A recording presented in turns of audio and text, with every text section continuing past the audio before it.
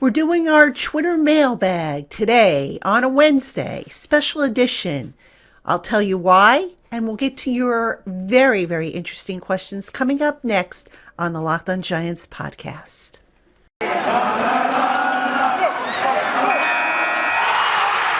are Locked On Giants, your daily New York Giants podcast, part of the Locked On Podcast Network, your team every day.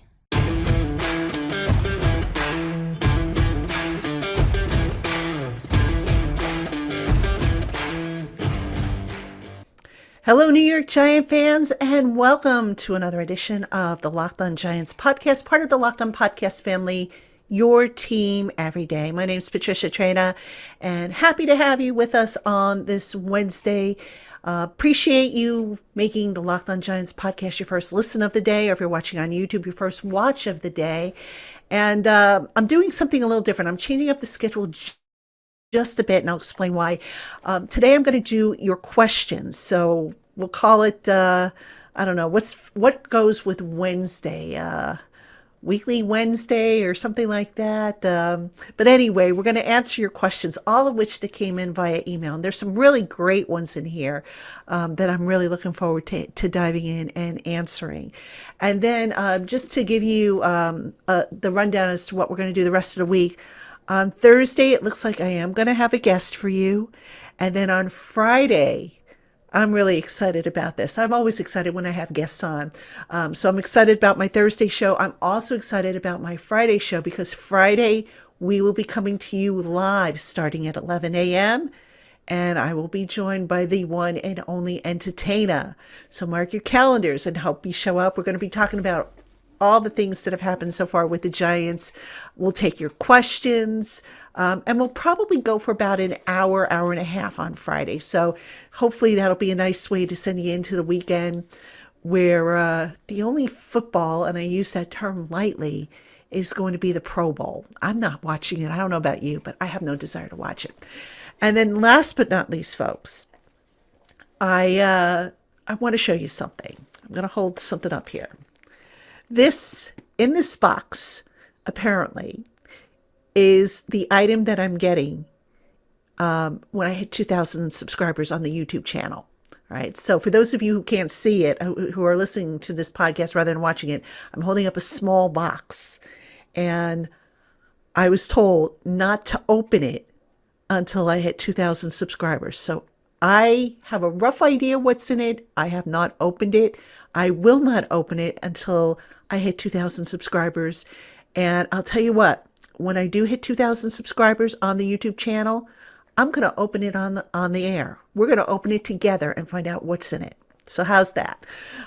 So yeah, they're confident that I'm going to hit 2,000 subscribers. I got this little gift here, and we'll find out what it is. So I'm curious to see, and I think I'm at 1,800 subscribers on the YouTube channel, so we'll see if I hit that 2,000 mark. And when I do, like I said, we'll open the box together and see what's in it. So I'm excited, guys. So, all right, got to get to your questions. So let's cut the jibber jabber, get to your questions. These are all submitted via email. And the first one comes from Bill from Southold, who suggests that the Giants, for a backup quarterback, look at Nick Mullins, 26 years old, will be a free agent after spending time with the Browns, and who is coming off a 2021 salary of $920,000. And do I think that Nick Mullins would be a good complement, if not a competitor, for Daniel Jones? Bill, great question. Thank you for starting things off with that question. I don't think it's going to be Nick Mullins. I mean, if I had to take a guess, maybe Mitchell Trubisky, because, he's also going to be a free agent. He's from the Bills. Brian Daboll knows him. I could see them maybe making a pitch for him. It's interesting. John Mara at Brian Daboll's introductory press conference said he would be very surprised if Daniel Jones wasn't starting. I still say, and I don't know if the Giants plan to do this, but look, it can't hurt, to be honest with you. Get a quarterback in here who can compete with Daniel Jones. Maybe push him a little bit. All right. Don't go in and say, yes, Daniel's going to be our starter. That's the one thing that, the Giants did in the past that, quite honestly, it drove me nuts. I think sometimes if you don't have competition, you can kind of slack off a little bit. Depends on the person, obviously. I mean, some people are just naturally competitive. They compete within themselves. But anyway, I don't think it's going to be Nick Mullins. It's certainly an intriguing name. And if Mitchell Trubisky is the guy they're looking at and he turns out to be too expensive, you're right. There is a matter of cap space. And I don't know if you caught the cap show that I did the other day, but I did clear out about I think it's like $47 million in cap space. And you're absolutely right. The Giants do need to bring in a solid backup quarterback, a veteran who can push Daniel Jones. So thanks for that question, Bill. All right. Next question comes from John G., who, in response to my cap show that I did the other day, of the restructured candidates and the cut candidates you mentioned, who, if anyone, would be trade candidates and why? John, I'll tell you what. The one guy who, the more I kind of think about it, the more I think it's possible he could be a trade candidate is Saquon Barkley. And, look, the last couple of years, the Giants have kind of proven that they can have a running game and not necessarily have a bell cow per se. Saquon Barkley doesn't cost a lot of money on the cap. I think it's like a little over $7 million. That said, I can't help but wonder if maybe if you're the Giants and you've got to build up draft capital, do you maybe look to move him before the start of the season? Get a couple of extra mid-round picks or even day 2 picks if you can. And see if you can't give Joe Shane and Brian Dable more ammunition to build up, your roster. You could probably draft a running back.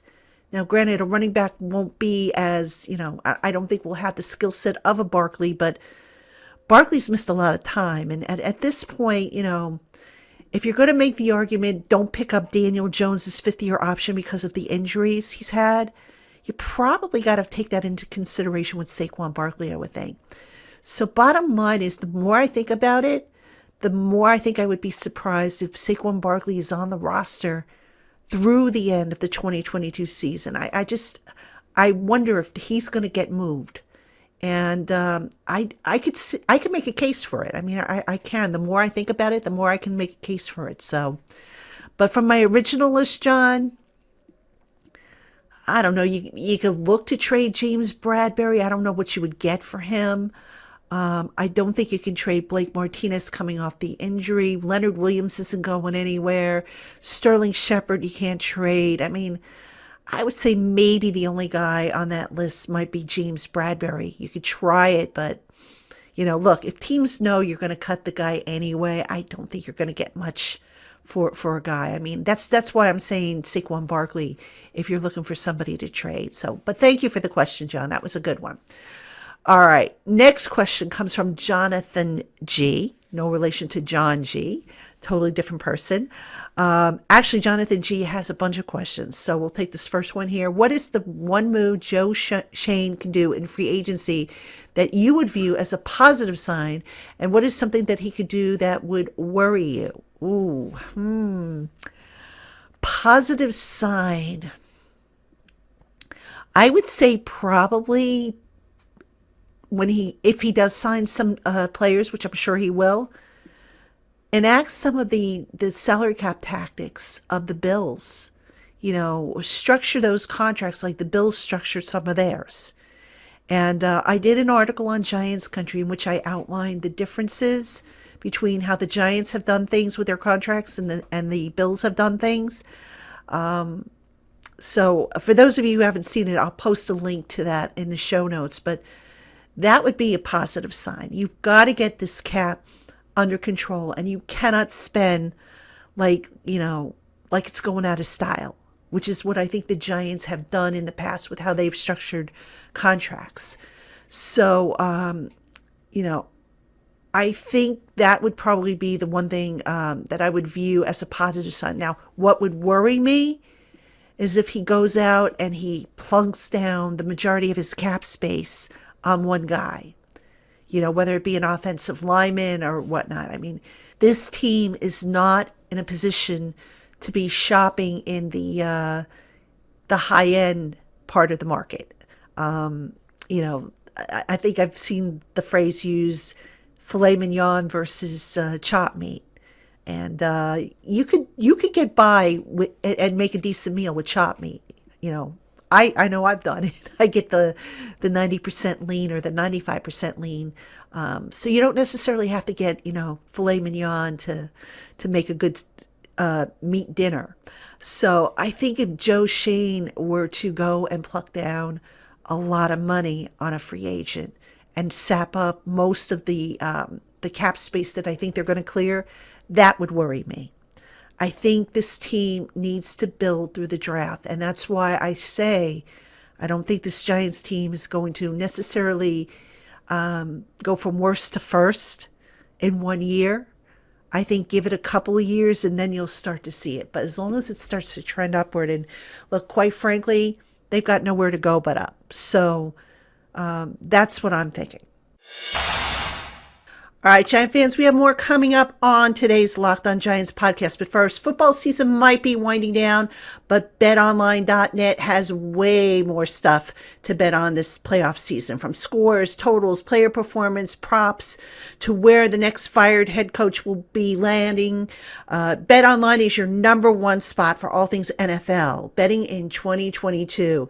And betonline.net's basketball, hockey, boxing, UFC odds coverage is the best in the business. From sports right down to your favorite Vegas casino games, BetOnline is your number one wagering destination. BetOnline, the fastest and easiest way to wager on all your favorite sports and play your favorite games. Visit them today. BetOnline, where the game starts. All right, Giant fans, you've got Patricia Traina here on a Locked On Giants podcast. And we are answering your mailbag questions today. Yes, I know it's not a Twitter Thursday. It's not a Twitter Tuesday. But as I said in the first segment, I'm going to have a guest for you from the Senior Bowl. So we're going to talk Senior Bowl coverage on Thursday. And then Friday, we're going live with the entertainer. Chris is coming on, and I cannot wait. I love having Chris on. And I'm actually looking forward to the guest that I have coming on tomorrow. I won't tell you who it is, but you'll have to just tune in and just trust me that this will be a good guest. I think you'll like this guy. All right. We are answering your questions, and we've got 3 more from Jonathan G. So let's get through them.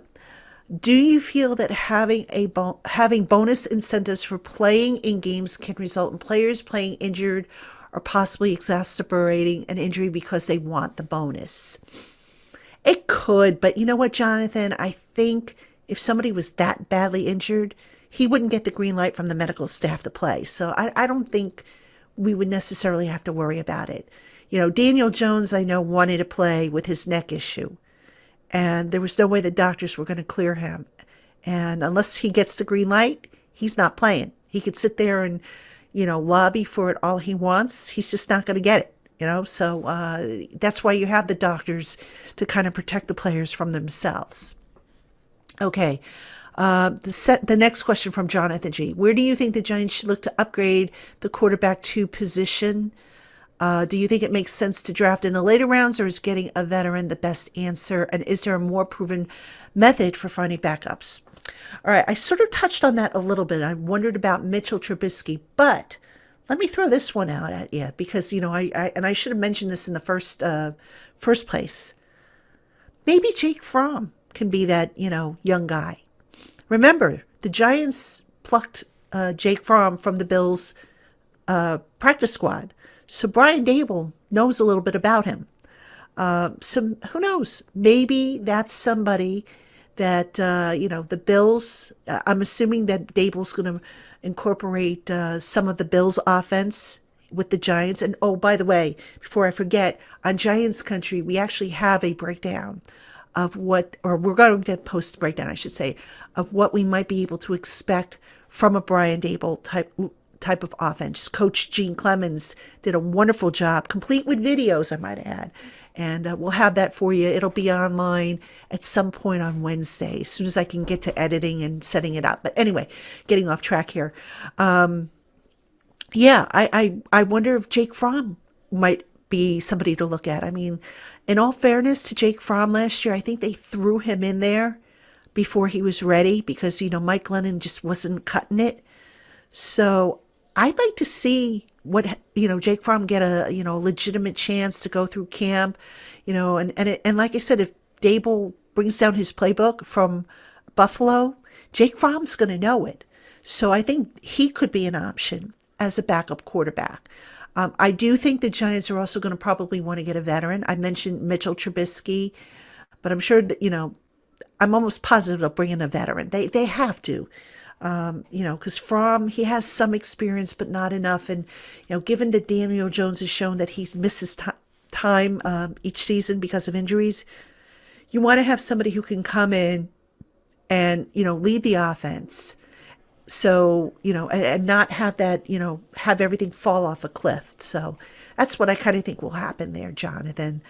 All right. Next question, also from Jonathan G. This might be irrelevant by the time you answer it, but do you think they keep Thomas McGahee?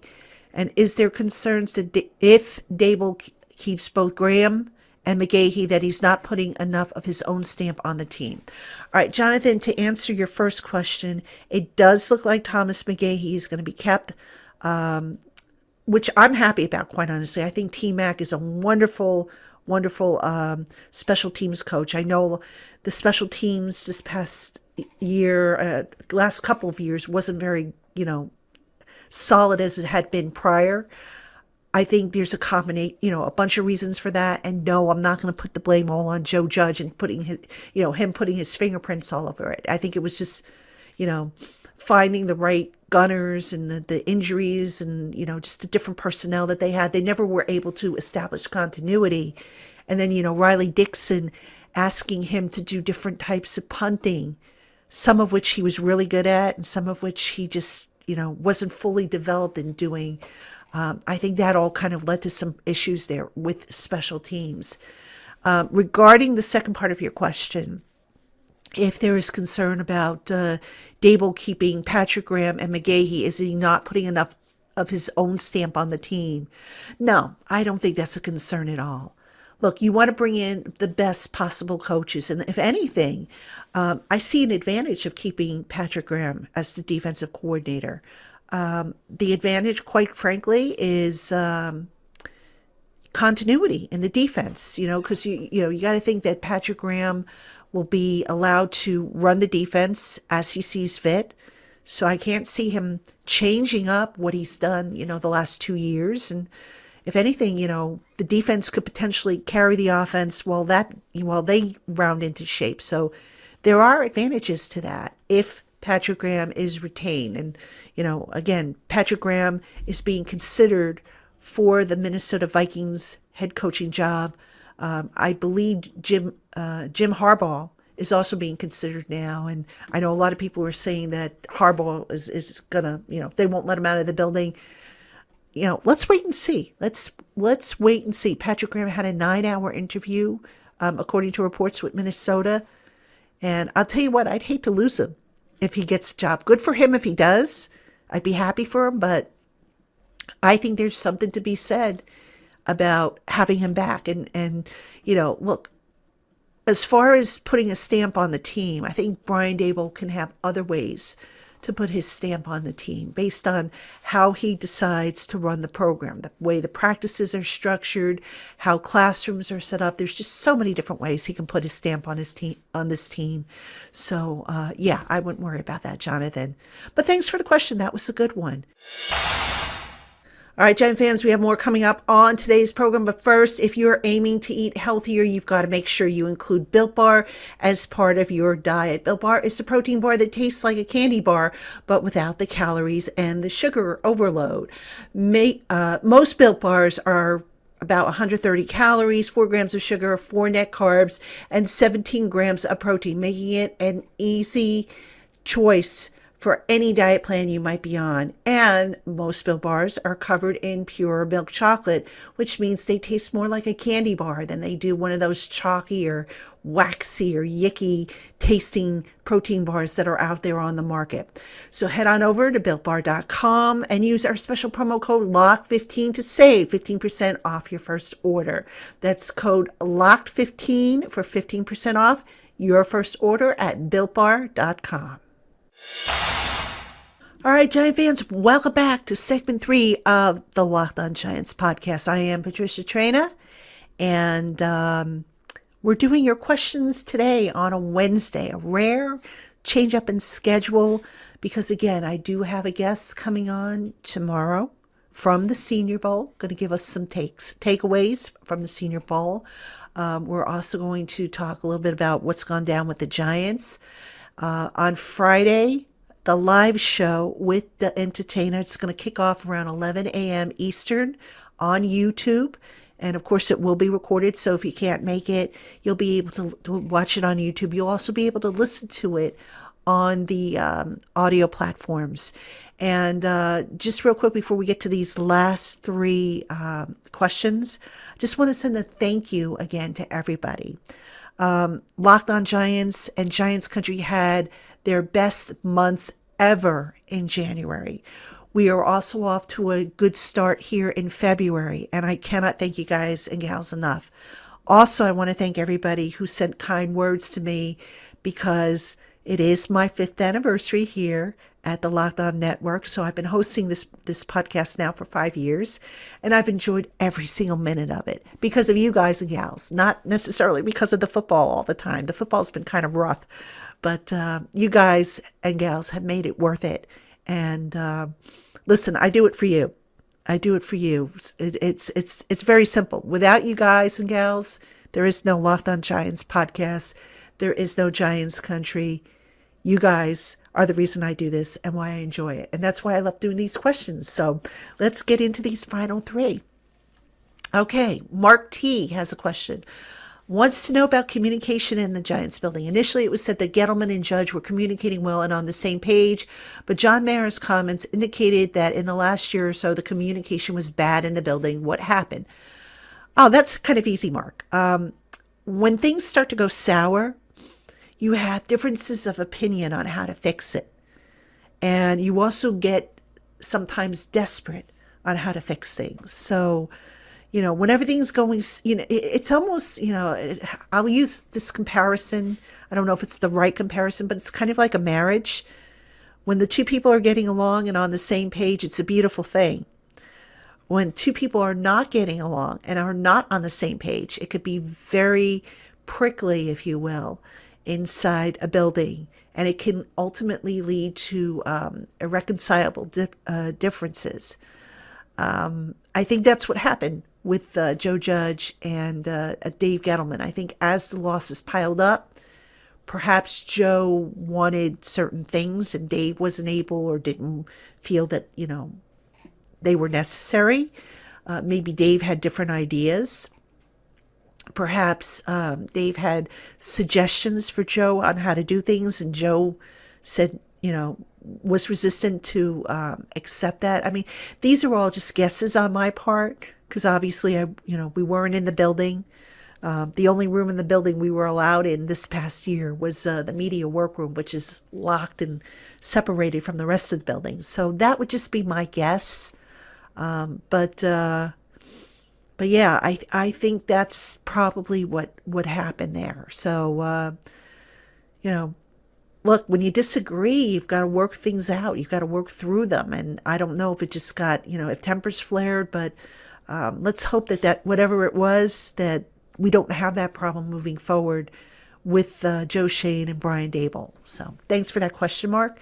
All right, next question comes from AGA. I hope I said your name right.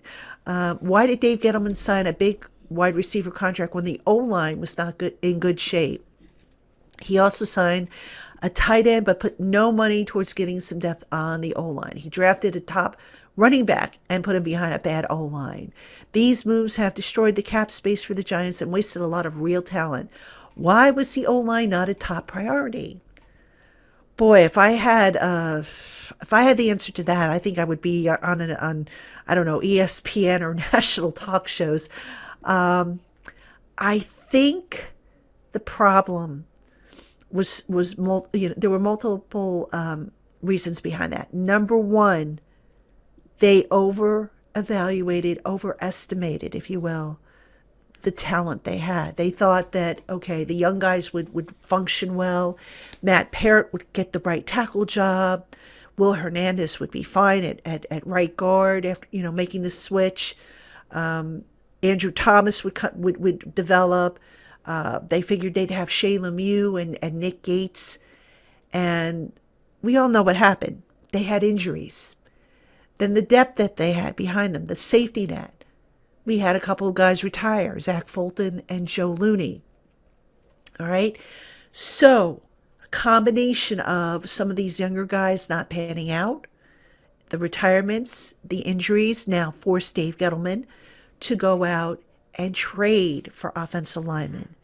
And look, anytime a team is willing to trade an offensive lineman, because they're like gold. And if you're willing to trade away a guy, you got to wonder just how really good, what kind of a player you're getting. So that's what I think happened. Was I surprised that Dave did not add in the draft last year? Absolutely. I thought that was a big mistake. But, they insisted that they had what they needed, that they were going to move forward. I don't know how hard they tried to add to the line in the draft, if at all. I had heard that there were guys they were looking at, but when they came up when it was their turn to come up on the clock in like rounds 3 and 4 and so forth, the value didn't match what they wanted, and guys that they maybe were eyeballing were gone. But it's a big mistake. And I do not think it's a mistake that Joe Shane and Brian Dable are going to make this year. So thanks for that question. All right. We have, let's see, I think one more here. This is from Cam G. And by the way, Jonathan G had one other question. I'm going to hold it for another podcast. It's actually more of a personal type of question about my career. So I'm going to hold that question. Jonathan, if you're listening, hold that question and ask me during, a slow period, maybe the period before, in a couple weeks after the Super Bowl ends. We've got that lull time before, we have to really kick into gear. So save that question for me, Jonathan. All right, Cam G wants to know, okay, this is a good one. The rash of injuries may or may not be related to the aforementioned strength and conditioning program, but does it relate to how the Giants' current system aids the players' performance in the field?